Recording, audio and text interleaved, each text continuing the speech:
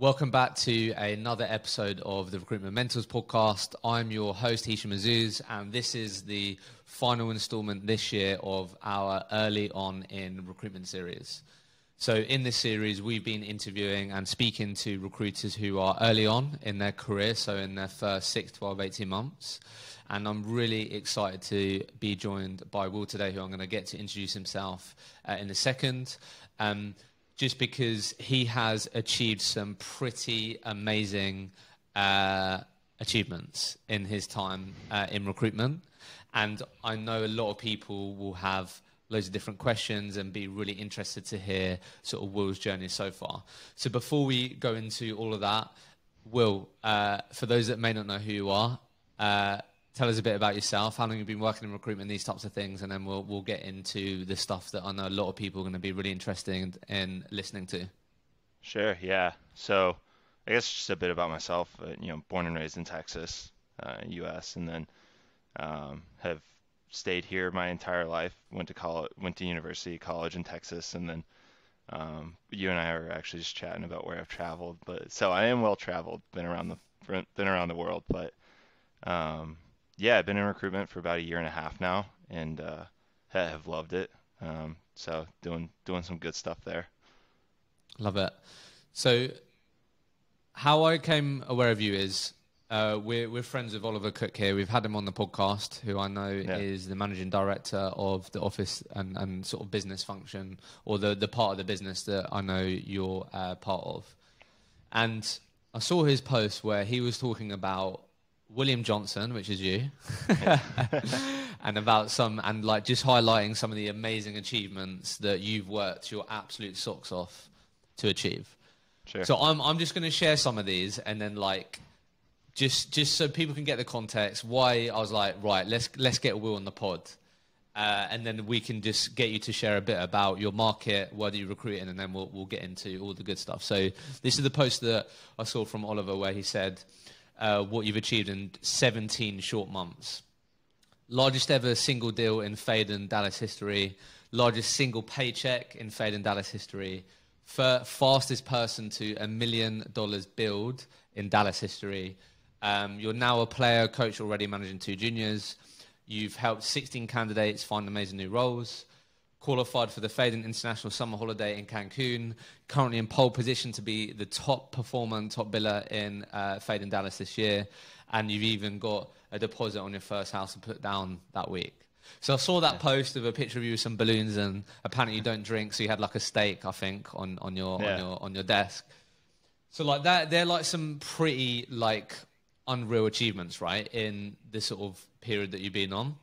And this isn't going to be a conversation where we just have Will tell us how great he is, everyone, just so you're aware, right? We're always about uncovering the challenges, and I know you've had challenges along the way.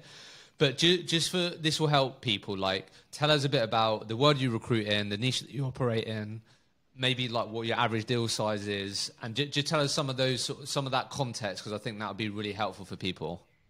Yeah, sure. So I'm a permanent recruiter, so in the financial technology space, working with hedge funds, proprietary trading firms, investment banks, and then also a variety of different fintech firms, and been dabbling in crypto and blockchain as well, and helping kind of get that off the ground here in Texas.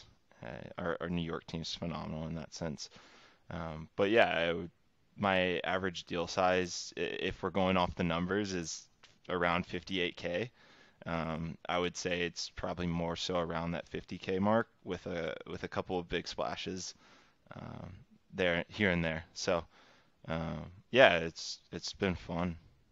I have nothing to complain about here. Yeah. So okay, cool. So that's really helpful. So let's just start then with how has this, like you said, you've always been in Texas. Mm-hmm. Dallas, went to university there. So firstly, how has this career in recruitment been compared to what you expected when you first went to the Dallas office? I don't know, what were the expectations, and how has it been to those initial expectations when you joined the industry? Yeah, I think I'd have to back up a little bit, right? So got my degree in psychology, and then I went and actually got a master's in marriage and family therapy, and was going to be a therapist. Had this like idea that I was going to be a therapist and do that, and then uh, I decided after I graduated, it was like peak COVID, and I was like, I'm not ready to enter the workforce, so I'm going to go and do more education. And then, like halfway through the first semester, I was like, why am I here?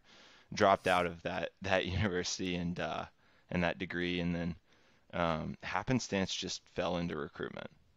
I think that's a common theme, common story Mm. amongst most of us, and so I had no expectation. I walked in to the final interview and did a couple of mock calls and was like, okay, yeah, I could. This seems simple enough. I could do this. And then walked in on my first day and was like, okay, this is going to be harder than I thought it was going to be. Like I'm going to have to put in a bit of work and grind for a bit. And I my mindset was that exactly. Like I loved it. Um, the grind is something that you kind of just fall in love with, but I was looking for that when I started. I don't think I could sit in an office job uh, where I could get all my work done in 2 hours and there be nothing else for me to do that day. I would get really bored, and so I think per my expectations, not really having any, but it exceeding those expectations regardless, in terms of what I wanted to do and where I found myself and just how I can work hard and be rewarded for that work. I'm just quickly curious, Will. Yeah. When you tell your friends that you fell into recruitment or you got a job in recruitment, like what's the perception in the US, or what did your friends say? How did they react? Like, yeah, what was the perception from your friends when you told them about this job that you've taken? Um, I think I started talking about the money first. That's when I really started talking about my job, was when I started talking about how much money I was actually making and the potential for the amount of money that I could make. And then that got my friends interested. And funny enough, I actually referred probably 7 or 8 of my buddies to Phaidon and to where I'm at now. And a couple of them were working here, and my best friends in contracts recruitment. Um, you know, and so they they took well to it. You talk about money, people want to make money. You talk about the potential. So The, yeah, the the reason why I ask is, I think having interviewed American recruiters, sure. the perception in the UK, from what I understand, the perception in the UK is the perception of the industry and the career is definitely different compared to the US. Just because in the UK, we as an industry, and a big part of what we're trying to change with this podcast is it doesn't have the best reputation. So in the UK, that experience might be like, oh, there's no way you're doing that, Will, is there? Or like, why would you do that? I hate recruiters. My experiences have always been bad.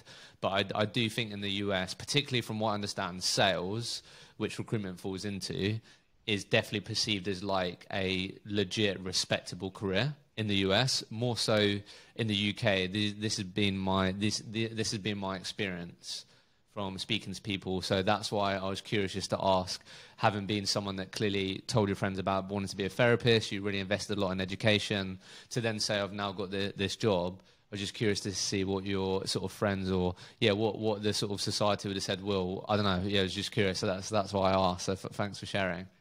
Yeah, well, and I agree with you. Like people in America don't necessarily know that much about recruitment as a career yet, and so there isn't, I guess, a bias or a prerogative towards it yet. And then also, there's been plenty of people who have been successful in sales, and so selling that or talking about it with a new grad to talk to their parents about or talk to their friends about, it's definitely more open-minded. So let's get into this. So first thing that I want to get your thoughts on, you told us about the market that you recruited in, and you told me you did a master, a degree in psychology, and you wanted to be a Yeah, therapist. That is the polar opposite of crypto, financial tech, proprietary tech, investment funds, these things. People in those industries might have a therapist, but like that wasn't your world. Is that sure. fair to say? Absolutely. So the first thing that I want to find out from you is what was Will's strategy and the principles that you used to really make sure that you became as knowledgeable as you needed to be to build confidence, to speak to these people? Because a lot of people, a lot of recruiters that I speak to in interview that are early on, sometimes are paralyzed by the fact that they know a lot less than the people that they're calling. And that can sometimes that can sort of paralyze them, as I say, and sort of reduce their confidence, which impacts performance. So the first thing I want to know from you was like, what was your approach? What was your strategy? Because you clearly didn't know a lot about this world. What did you do on a daily, weekly basis early on that you feel like gave you, more confidence, or the confidence that you needed to remove that fear and just go straight into it? Yeah, great question. I think Ollie Cook would attest to my inability to speak on the phone when I first started, and the lack of market knowledge that I held was it was tough, to say the least. And I think my approach to it was just getting the reps in. I treated it like working out, or like going to the gym, and working out that muscle of the more I do it, the more comfortable I'm going to get with it. And then in terms of gathering the market knowledge, in order to be confident about talking about something, you need to know a lot about it. And that was explained to me really early on in my career of the more you know, the more confident you're going to sound on the phone, and the more people are going to buy into you. And so I treated it like school. If I'm being real honest, I took what study habits I had, and also just the ability to learn that I have, and applied it to learning my market in a very deep manner, to where I was teaching people on desk on my team about the market, or about different technologies, or about what I had learned, just because I had kind of taken the extra 30 minutes, 60 minutes at the end of the day or at the beginning of the day to read an article, or to dive a bit deeper into something that I had figured out. I think another strategy that I used was talking to candidates. If I saw something on a resume or a CV, and or a candidate mentioned something in a call, I would ask them. I think I got over that fear of not knowing what I was saying pretty quickly, because I'm a pretty pragmatic guy, and recognized that I don't know what I'm talking about, and would tell candidates that. But I also think that came from my master's degree as well. Is in practice. If we don't know something, we we we don't want to fake it. We want to like ask more questions around it, really be curious about it, and so I think that curious mindset helped me as well. Really interesting. So you mentioned that Ollie would attest for your inability to get on the phone or speak to people. Yeah, Like let's just paint a picture, because I think to hear at the beginning what you achieved, and to hear that you went through that, would maybe sure. be surprising to some people. So one, how long, being honest with us, like how long would you say where like maybe you let that fear overcome you a bit, or there might be other things at play? And then Sure. two, let's just hear about like what that actually looked like, and what you feel like really helped you like push through it, and you didn't let that be your story at Yeah. Phaidon. So firstly, how long was that period, would you say? I mean, I was on the phones in my first week, um, and so it was very much so like we're calling people, and we're gonna get over that quickly. And Ollie, so to give context, when I started, we were an office of 25 here in Dallas, and so Ollie sat right next to me and was very involved in my training. And then as we've grown to over 100 people in Dallas now, um, it's been a little bit different. But Ollie will, just kept encouraging me. and I honestly think that he did a really good job of mentoring me and making sure that even though I was saying the wrong things, he would ask me questions and challenge me and focus on that. So it was really, in the first week I was still on the phones. It was just uncomfortable, and I it was downright bad. But I kind of got embarrassed. If speaking I appreciate candidly, being honest. Yeah. it is. I would get embarrassed. Like, I've got this guy with 10 years of experience sitting next to me, who's the managing director of the office, and he's looking at me like, "What are you saying?"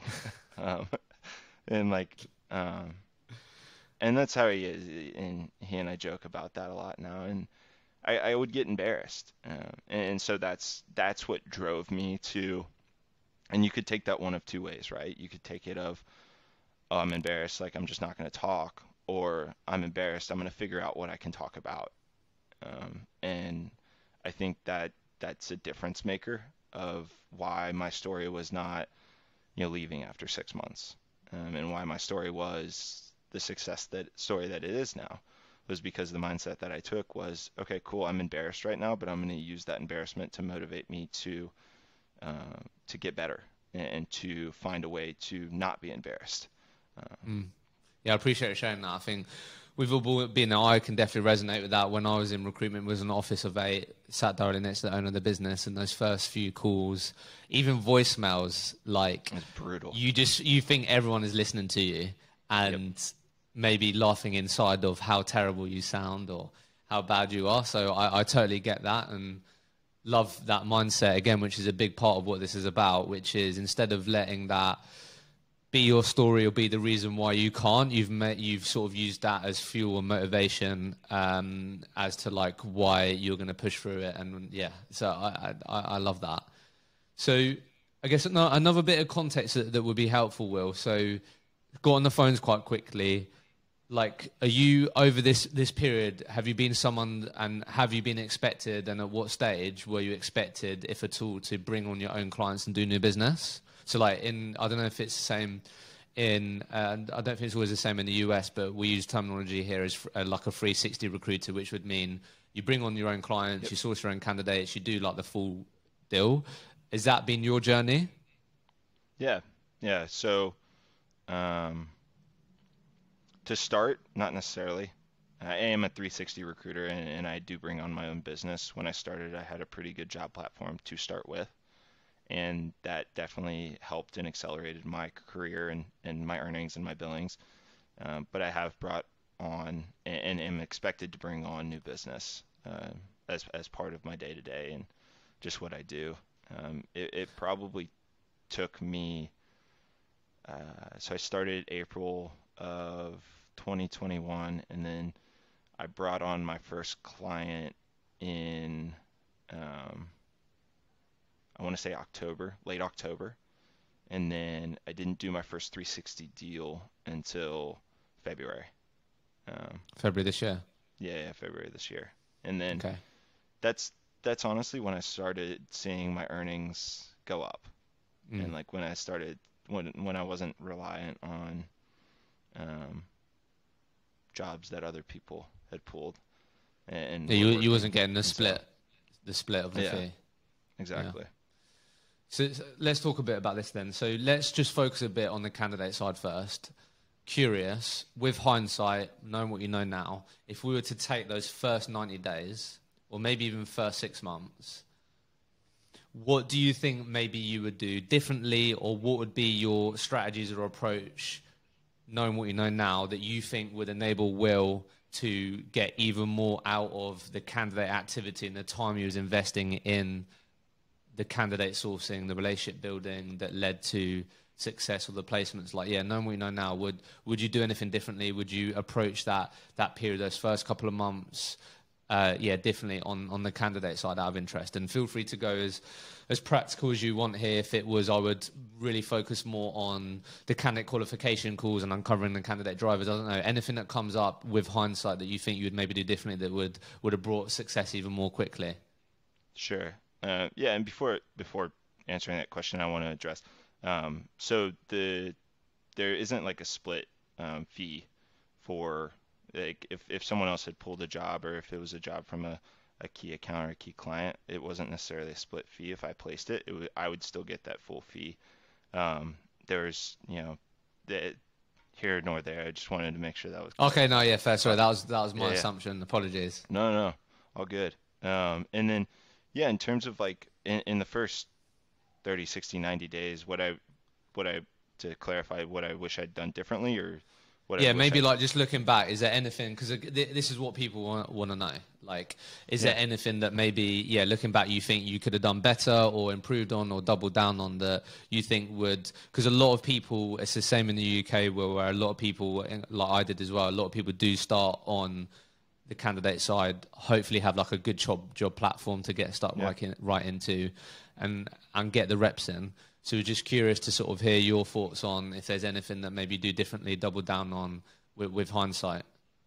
Yeah, 100%. I would say closing on the first call, um, or focusing on closing before the, final call, after the final interview, and you pick up the phone and you're like, "Do you want the job?"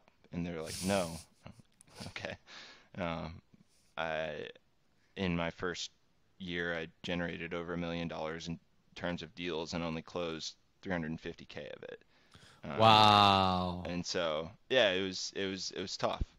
Um, and so very genuinely in my first 30, 60, 90 days, uh, closing and focusing on that the close isn't the ultimate thing, it's the process, and asking the right questions and not putting my head in the sand, um, and really making sure that I know the reasons why my candidate isn't going to take the offer, versus just asking the candidate why they would take the offer, and hearing all the happy, positive things, but being more attuned and ready to hear the negative things and the objections that I could then overcome.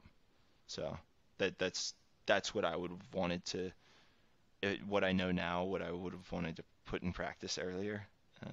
I think also, yeah, go ahead. No, sorry. No, yeah. Sorry if it's a little loud. We're doing a deal right now, but um, I would say the other thing is learning that I can influence people way way earlier in the process than I thought, and I think that ties in with closing, and ties in with that aspect. But our CEO said, once he learned that he could influence the process and people, that's when it changed for him, and I would agree. Once I Mm. felt as though I could say no to a candidate or push back or be a bit more upfront and personal with someone, I think if I'd learned that early on and implemented that early on, it would have helped.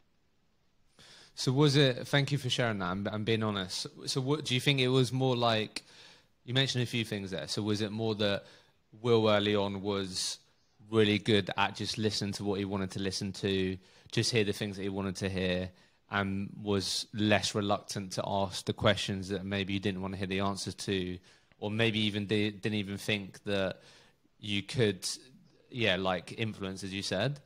I don't know. Was it those types of things, or was there anything else? So when you say closing, was it, yeah, was it just something that you didn't, I don't know, take seriously, or you always just opted for like the positive and you didn't look at the reasons as to why they may not take that job opportunity that you were speaking to them about? Yeah, I just always opted for the positive. Uh, Mm. I just didn't want to hear the negative. So, That's so common, yeah. because I'm sure there was many times that you got off the phone, spoke to Ollie, said you got this amazing candidate, it's a deal already, it's done. Yep. 8 weeks, 12 weeks later, you're rubbing the deal that was on the board off the board. Yep. Okay, I appreciate you So, sharing that. So I guess the advice there then, Will, is like really lean into that and be willing to hear the things you don't want to hear, and yeah, yeah. don't fall into the trap of just wanting to hear the positives and being an order taker, not, yeah.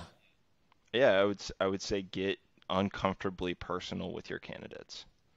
Like, understand how many dogs they have, and you know, that that that's I joke, but at the same time, like, understand that about your candidates, or who else is making the decision with them.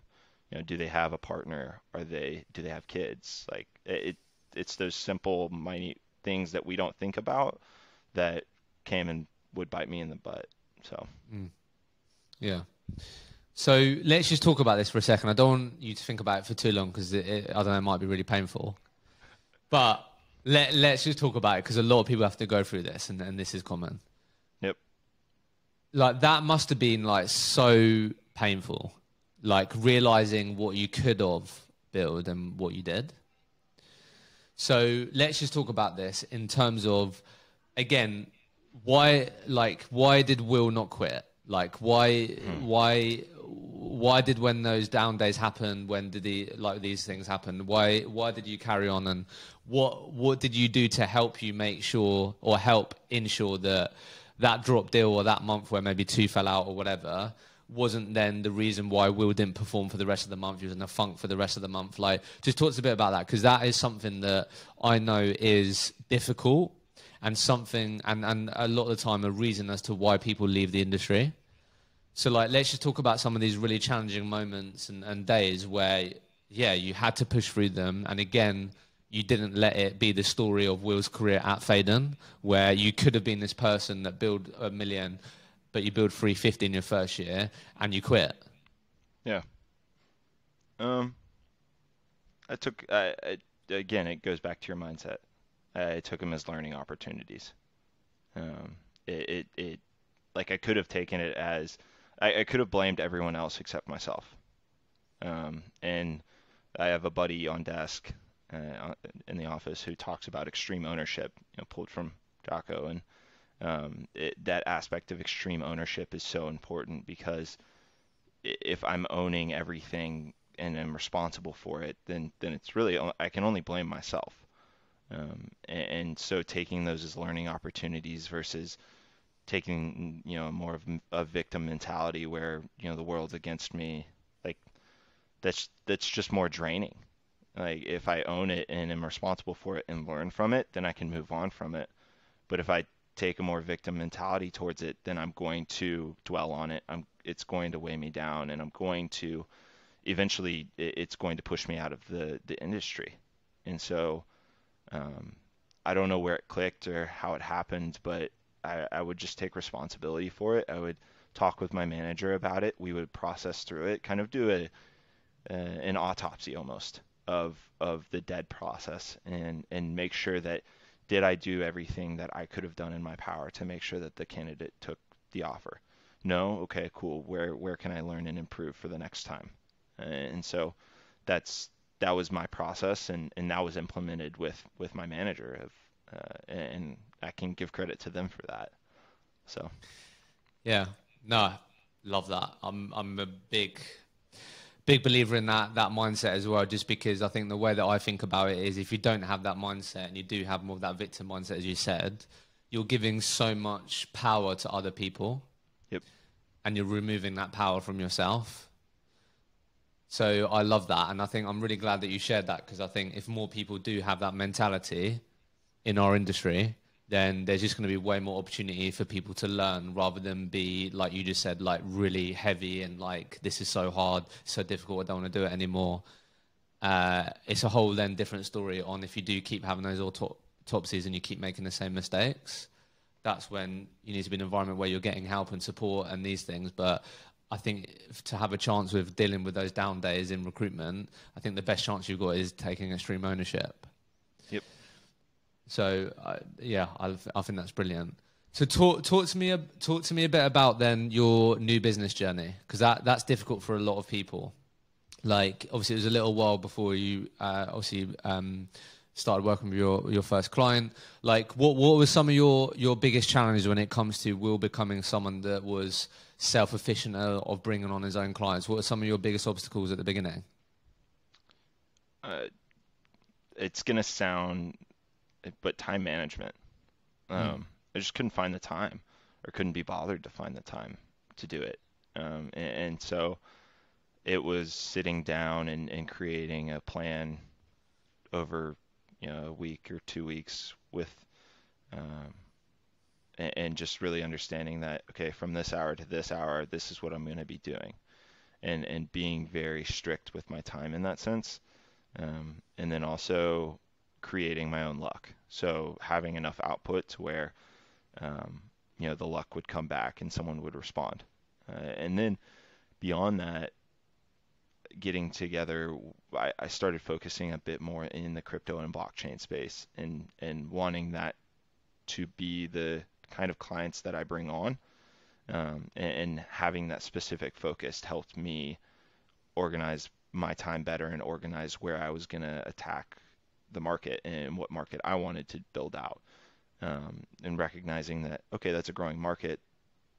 There'll be some good business development wins there that I can grow and build into accounts that, service my team now. So the time management piece is really common and Yep. really typical. You go from just focusing on maybe like a few sort of job opportunities you're working on, speaking to similar candidates, similar experience, looking for similar experience, to then within the same day having to do that, but then also win your own business, then work on the clients that you're working with and sign terms with. So that sort of leads quite nicely into my next question. Like, Will, people love day plans on this podcast. People love a day plan breakdown. I think everyone wants to hear or would like to think that there's a golden bullet, right? But I don't think there is. Like you said, you have to put the output in to create your own luck. But I'd love to just hear, again, because this would be through trial and error, what have become your sort of non-negotiable activities that you feel like give you the best chance of creating your own luck? Talk to us a bit about what a typical day looks like in terms of how much weight and time you put towards certain activities from a 360 perspective. Tell us about your day, Will. People would love to learn and hear that. Yeah, I think my day has definitely changed, as I brought on two juniors. Let's do it before the two juniors, because I think before the two a lot juniors. of people early on won't have juniors. So let's just Sure. what did Will's day look like? What were the activities he was doing before mentoring responsibilities, and you would just focus on being an individual contributor? Yeah, easy enough. So you get in at 8, and 8 to 8:30 is checking email, ad response, focusing on kind of organizing the day. And then at 8:30 is pretty much an office-wide core hour. So it's a non-negotiable of like candidate calling from 8:30 to 9:30. 9:30 to 10 is going to be some admin. I'm getting resumes out. And then at 10, I'm doing business development, focusing on new client generation. And then that'll consist of either sending out spec CVs, market intelligence, or flipping, pancaking, more senior candidates. And then 11 to 12 is ad response and sending out emails in that sense. 12 to 1, I'll grab lunch, and then 1 to 5:36 is basically just my morning, but replicated into my afternoon, but focusing on different clients. So like if my 8:30 to 9:30 core hour was for one specific client I was calling candidates for, then from 1 to 2:30 I'm calling for a different client that I'm working with right now. And then beyond that, my business development might look like cold calls versus spec CVs, or it'll turn into, let's do some warm business development and expand and mushroom accounts that we're already working with and see where we can get in with a different hiring manager in that sense. So it's not a foolproof plan, and it typically gets blown up by some sort of process management or some sort of crisis that's going on. But at the end of the day, like that's a pretty rough plan of what I do. I would say the morning is the most important and pretty strict. Awesome.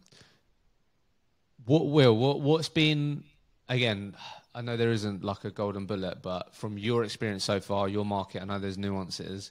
What has been like the most effective way for you to land that all important or first client meeting with a new prospect? What's enabled you to, what would you say, what comes up for you when we think about the most sort of consistent and successful way you've been able to get that first client meeting and start opening those doors? Persistence. It, we're told to follow up and follow up and follow up, and people don't follow up.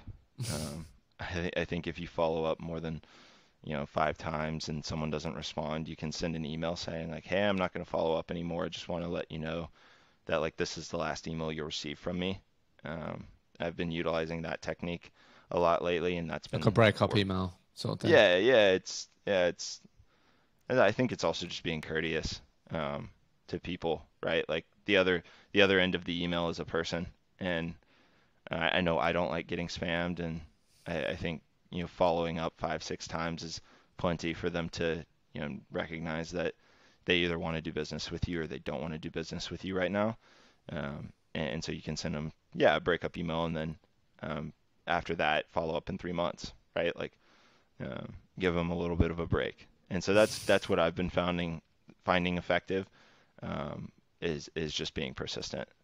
Even once I have like a call booked in, I'll follow up and I'll make sure that we're still good to go. And then beyond that, making sure that I have weekly or biweekly follow-ups and calls with my clients that I'm bringing on, just to calibrate and make sure that we're sending the right candidates and things like that. So, and then just quickly, Will, understand definitely that's where a lot of people fall short. So just 2 things, if we may. I know we're going quite granular here, but I know it's what people want to learn. So firstly, what's Will's follow-up organization like? What do you do to that? Do you have like Outlook reminders? Do you use your CRM? What helps Will know who he needs to call and when? Just curious when it comes to like following up and just giving yourself the best chance of like actually following up and being reminded to. Yeah, I have Outlook reminders. So it's a 15-minute recurring calendar invite on my calendar that extends until the end of time, that tells me how to follow up, and then I know who, just because I do it on a 2-week period pretty much. Like I will hit 5 different clients, 3 or 5 different managers, 3 to 5 different ways, and then Monday, Wednesday, Friday on the first week, and then every day the next week, and then I'll switch it up and I'll do 5 more people or 5 different clients the next 2 weeks. And so I know who I'm going to be hitting up, and I've got my CRM organized in terms of lists that I can call through or lists that I can email. And so it's a pretty efficient system that once you get set up, it's pretty simple to operate, but it's the getting it set up part. The doing. The setting up and the doing. And then my follow-up question was just like, when you're following up, it's like, I'm sure I may be wrong here, but I'm sure it's not just like you're just calling these people and at some point hoping they pick up. Like you said, you're trying different. Is it, I don't know, maybe within this follow-up journey, you're sending an email, you're specking out a candidate, you might be trying to speak to them as a senior candidate that you might then find out about their hiring goals. Like when we say you're following up and multiple touch points, are you not going with the same intention each time on like, my name is Will, I work for Phaidon, this is why I think you should give me 90 seconds of your time as to like why, like, do you know what I mean? Like what? Yeah. Yeah. Yeah, it's definitely different, and sometimes it's not even with the motivation of pulling a job or getting an MSA in place. Sometimes it's just to network and talk with senior people in my space.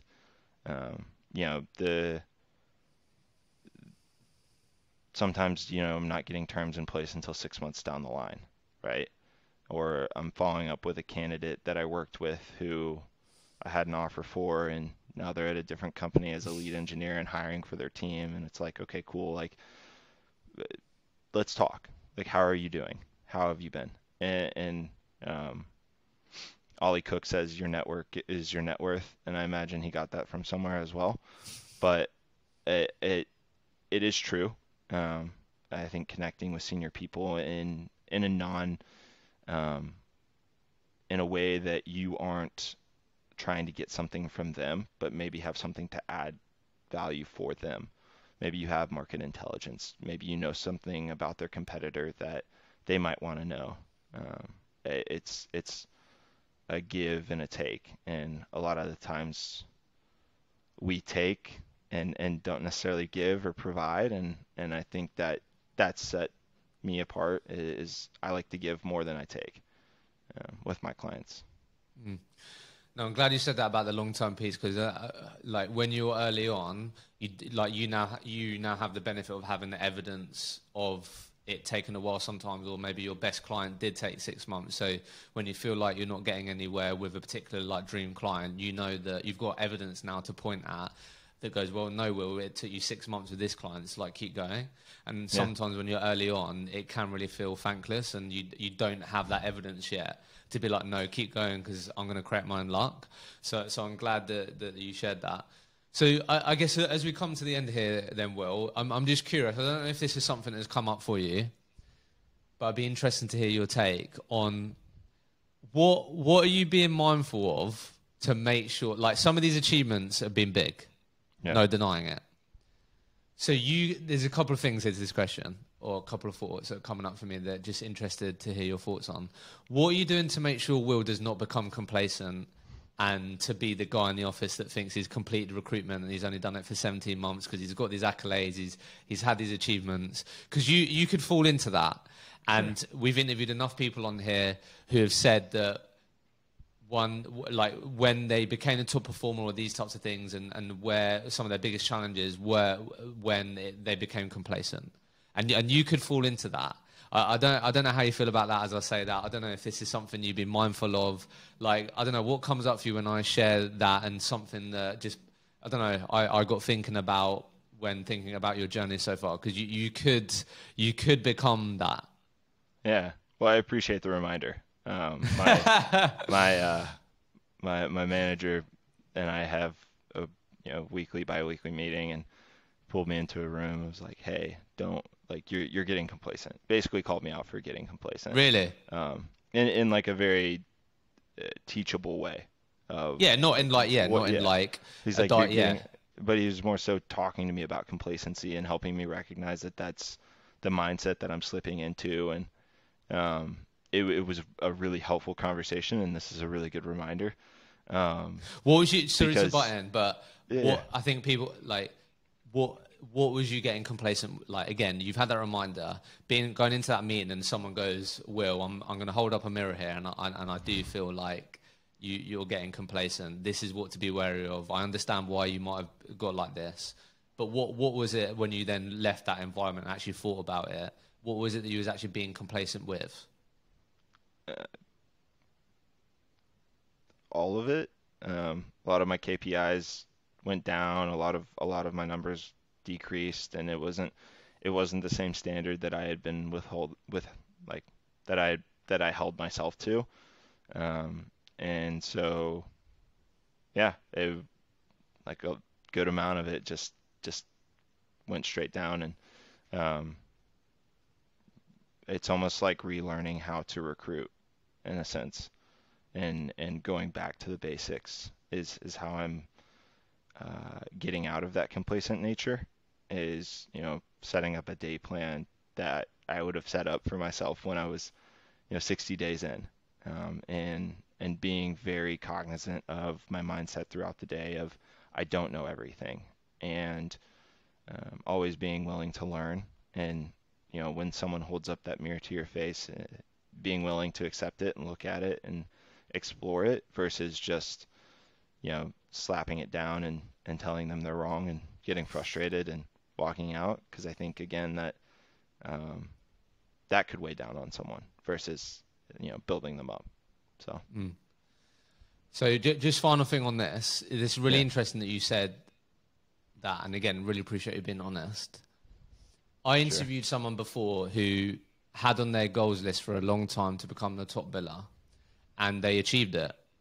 And then the following year after that, they weren't, and they really struggled, because they then achieved that sort of big goal that they had, and then they sort of realized or like felt, then they labeled themselves as the top biller, and if they weren't that, like what were they?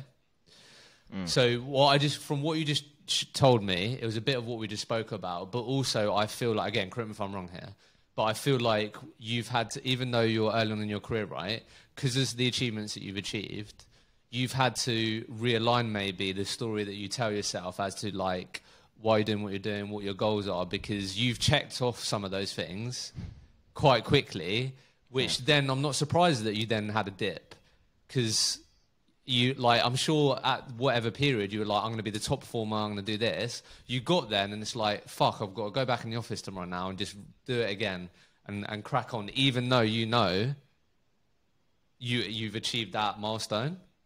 Yeah. I don't know if that resonates, but I don't know if there's anything to share there that you feel like you've had to sort of recalibrate on, or maybe just look at things that, I don't know.